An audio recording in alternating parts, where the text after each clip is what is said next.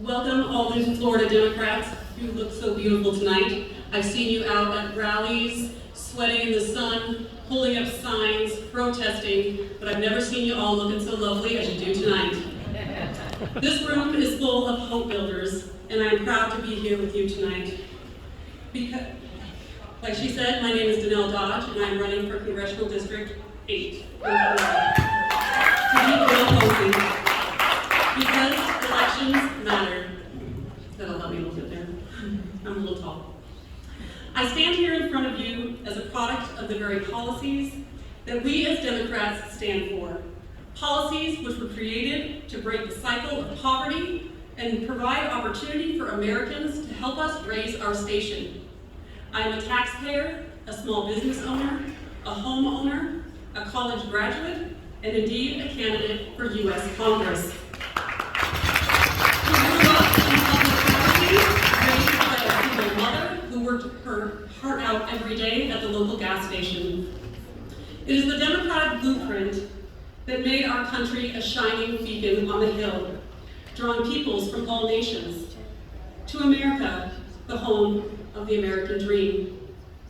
Our united goals that fed and clothed children, as it did me and my two sisters. The safety net that was built to help the sick and the elderly, as it helped my mother when she became disabled. And education. An educated society that helps to build a strong middle class.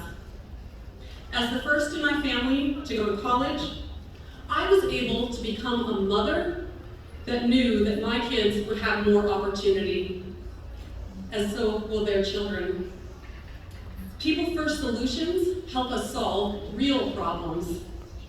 We need to embrace these accomplishments and make sure the American people understand who delivered them. Democrats. Right? Yes. Not only that, we need to safeguard and grow these policies to ensure that our society remains educated and that our civil rights are secure. Elections matter. And I want to say I didn't collaborate with Manny Diaz, but that is the theme of this speech. Republicans say that all these types of programs are socialism, and that socialism is the cause of all of our ills. But Martin Luther King Jr. said, "This country has socialism for the rich and rugged individualism for the poor." Let me say that one more time. Socialism for the rich and rugged individualism for the poor. All of our crises, like COVID and the Great Recession, for example, the bailouts go primarily to Wall Street and the blame falls on Main Street. Honestly, most people who haven't experienced it don't know how expensive it is to be poor. When I was first married to my husband in the military, and he was in E3, and I was in college, and we couldn't afford a couch. And so we had to go to the department store and get our first credit card, and the interest rate was 22%, and the couch cost $900. And what we learned is that you can only get money if you already have money. With these systems in place, the poor get swept under by predatory lending, and just to have a place to sit or a car to drive to work. Elections matter. Money is necessary. We all want to support our families and have a comfortable life. I know I do, and it's really not too much to ask, is it? However, idolizing the wealthy and demonizing the working poor has become commonplace. The wealth gap in our country is blamed on apathy and laziness instead of a systemic policy rewarding wealth over work. Money invested grows exponentially, while wages have been stagnant for decades. This is amplified in minority communities, which see even greater disparities and inequality. Elections matter.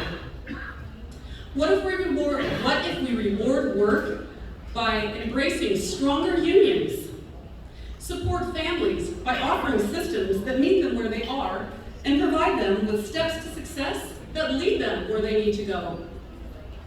All or nothing programs leave families feeling like Lucy is holding their football. Imagine, a single mom gets assistance, but she finds work, but having to accept that job means she loses her income.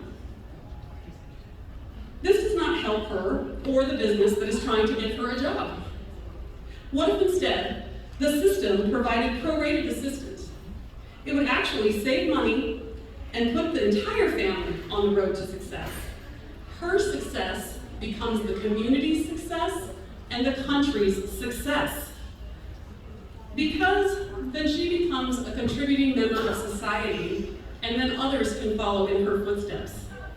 A democratic policy in action that reduces the cost of welfare while lifting people out of poverty shows that Democrats can deliver, and that elections matter. A vision for this debate, one where constituent needs are the highest priority. Having worked in schools, hospitals, and libraries, as well as being a small business owner of an educational technology company for the last 17 years, I know the power of listening, educating, and advocating for people. As a childbirth educator and a doula, trust was given to me by families at their most vulnerable times. I never took the responsibility of that trust for granted. I will approach my work as a representative with the same respect and responsibility for the people of my district. My office will be a place of service and gratitude. Service for my constituents and gratitude for the opportunity to serve them. At the end of each day, I will ask my staff, how many people have you served today? Representation is about the people. As Democrats, we know that opportunity is how we build strong economies, strong communities, and a strong country. Elections matter. The foundational focus of Democrats, as I see it, is to protect civil rights, human rights, and this planet. Because without these three things, there is no democracy. Elections matter.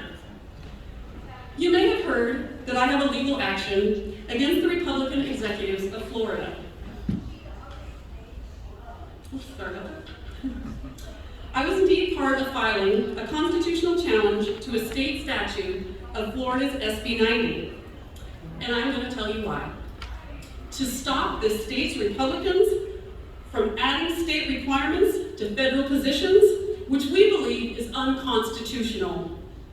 In U.S. Term Limits versus Thornton, the Supreme Court stated that the right to choose representatives belongs not to the states, but to the people.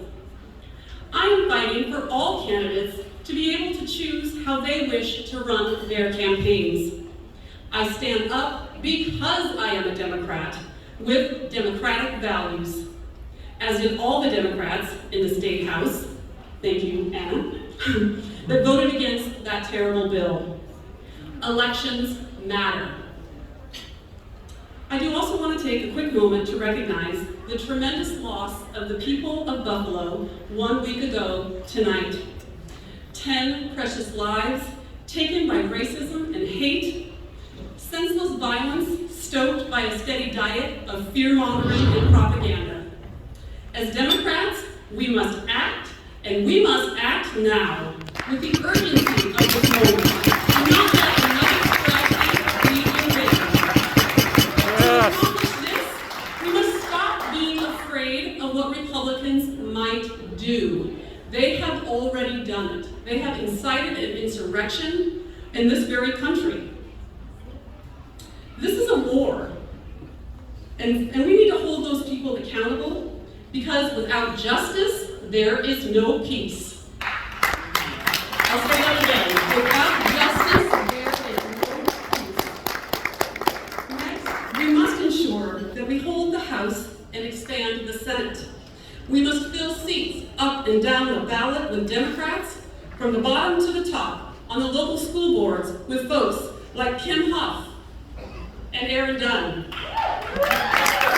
Mr. Belford, and in our state legislatures with people like Anthony Yance, and a strong Democratic government.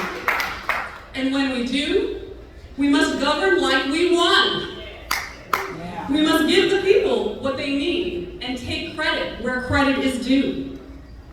We must govern from a place of optimism and show the country and the entire world that when Democrats lead, we get the job done. And I am in this race to do just that. As Democrats, if we show up, we can win. Jennifer proved it, right? And we can show the country and the entire world, oh, I said that already. We can win, and when we win, democracy wins. Because folks, elections matter. I am Danelle Dodge. Thank you so much for coming here tonight to support